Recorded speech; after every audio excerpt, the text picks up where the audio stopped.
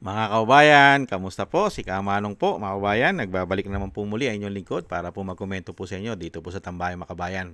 Samahan niyo po inyong lingkod. Magkomentuhan po tayo. Maganda umaga po muna sa inyo, tanghali, hapon, gabi.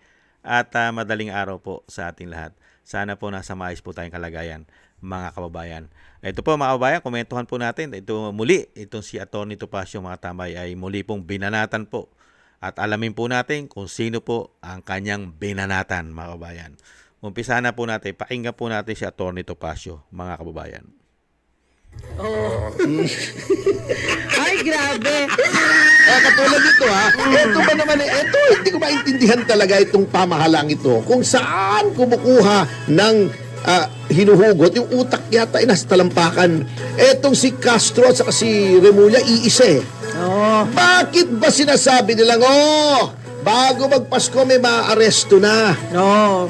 Hawak niyo ba talaga ang korte? Ngayon, kung sinasabi niyo yan, Sila very na ang dangerous ano, yan. oo. Pinalalabas yung hawak niyong hukuman na pwede niyong utusan. Ganun na Nasaan nga ang eh. nangyari sa separation of powers, sa Wala judicial na. independence? Kayo, ang pwede lang, etong si Castro talagang ibang klaseng tao to eh. Mali na nga yung ginagawa ni Remulla. Meron pa siyang consistent with the President's promise na ine-echo naman ng ombudsman. Hindi nyo ba nare-realize ang nais nyong pinahihiwatig? What you are trying to tell the people ay ang ombudsman ay sunod-sunuran. Kailangan niyang i-implement yung promise ng Pangulo na bago. Kayo puro optics kayo. Yung iba ay magpapasko sa kulungan. Some will not have a very good Christmas. Puro BS yan eh. Oh my God. Paano yung spokesman? Puro BS din. Oh my God. Ito pa, isa tong budol eh. Nung nasa pribadong sektor, tira ng tira kay BBM. Ngayon kung nung pinagsasabing nonsense. Pero Diba? attorney, Bakit sasabihin mong there will be individuals who will be issued warrants of arrest? Paano mong nalaman? May arrangement na ba kayo sa korte? If there is, may problema tayong malaki. Of all people, ito ay abogado pa. nagsasalita Ini-erode ka ng niya. ganyan. Ini-erode niya yung perception ng independence ng judiciary. These two people, si Remulla at si Castro, na mga abogado, they are doing a disservice to the legal justice system by implying na kaya nilang utusan ang hukuman. Anong klase yan, di ba? Nananakot. Ay kaya nga Oh. Anyway, ito na talaga ang nangyayari sa ating bansa. Anyway, bago tayo magtapos, nais ko lang anyayahan ang ating mga kaibigan sa media bukas, alas 9 ng umaga sa PDP headquarters. Grabe na mga tambay, oh. Grabe, no? Ganyan po talaga sila. Di ba nga may history nga ang mga yan, lalo-lalo yung nakaupo ngayon na pagiging diktador. Hindi po ba ang lahi nila umano? Yan po ang nangyayari po talaga sa ating bansa ngayon. At akala mo kung sino po ngayon na nakaupo. At grabe po, pagka sinabi po ng may issue na pulburon at bongit na tinatawag, ay sinusuportahan po ng mga abogado pa raw, mga kabayan, na nagpakaaso na at nagpakatuta, mga kabayan.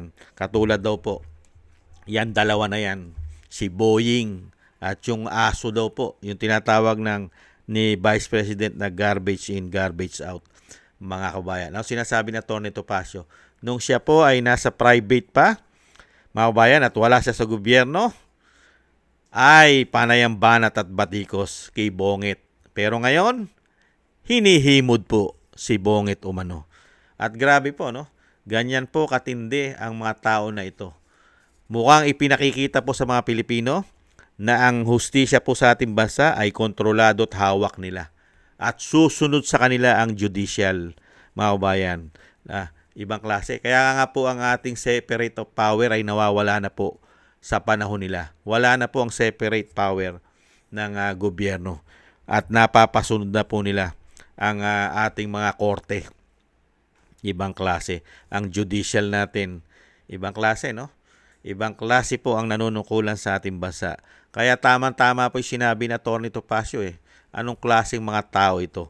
Kaya nga po nasabi niya po ang mga utak ng mga taong ito ay ng mga nasa talampakan, budol. Sanay na sanay pong mambudol sa mga Pilipino ang mga hayop na ito umano. Dahil po ang kapangyarihan sa kanila ay sobra po. Grabe po nilang gamitin ang kapangyarihan kahit po sa kawalanghyan at katarantaduhan at kademonyohan umano.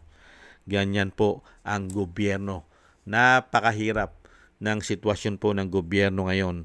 Ang mga Pilipino ang nagsasakripisyo sa mga ginagawa nito. Lalo-lalo po siyempre mga kababayan, ibang klase po ang ginagawa nito.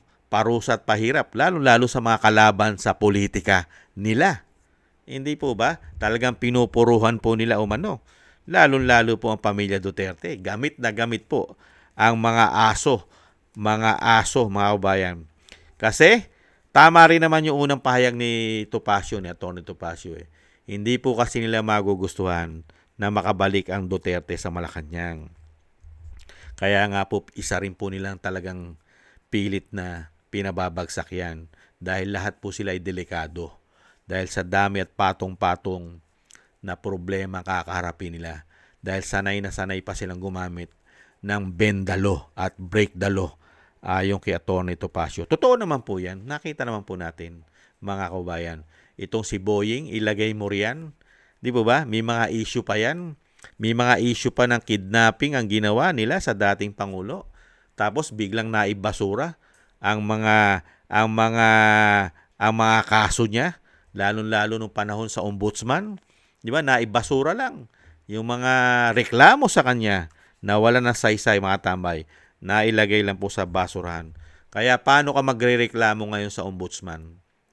Paano ka magrereklamo sa DOJ? Paano ka magrereklamo sa NBI? Kontrolado yata nila umano lahat. Kahit nga magsampa ka ng reklamo na mga magnanakaw ang mga politiko, dapat imbestigahan ng ombudsman, iimbestigahan ba?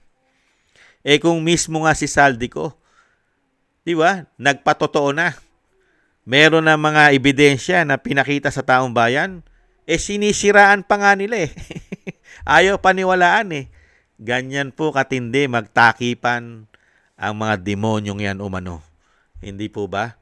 Kaya wala pong mangyayari po sa issue ng korupsyon, lalong-lalo po sa ating bansa, mga kabayan. Lalong-lalo po, ang namumuno po ay sanay na sanay gumamit ng bend the law at break the law.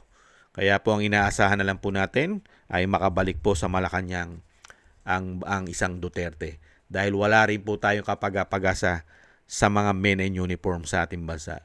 Dahil sanay na po sila makakita kung sila man ay hindi bulag.